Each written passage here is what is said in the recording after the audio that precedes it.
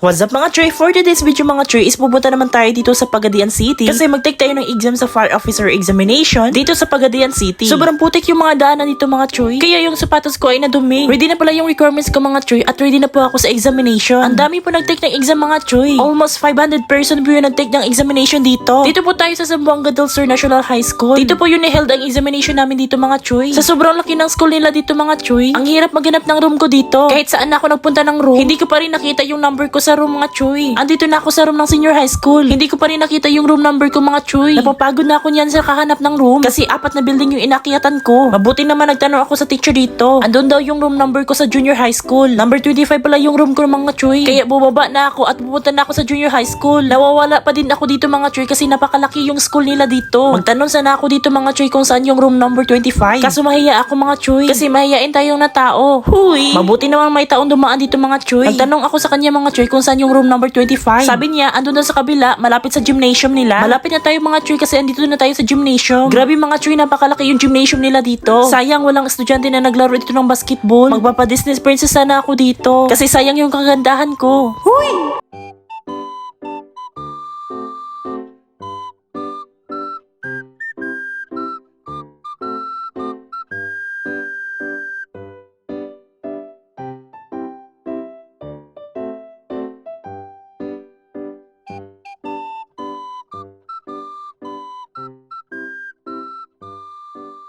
At sa wakas mga Troy, after 24 years, nakita ko na yung room mga Troy. Kunti pa yung tao dito mga Troy kasi maaga pa. At sa wakas, ang dami ng mga tao dito. Sa isang room is 25 person lang po yung kailangan dito mga Troy. Palabas na tayo mga Troy kasi tapos na tayo sa exam. Ang hirap yung examination mga Troy pero kaya naman. Mas mahirap yung civil service mga Troy kaysa nito. Pagkatapos nito mga Troy is uuwi na tayo sa probinsya namin. Andito na pala tayo sa lodge mga Troy.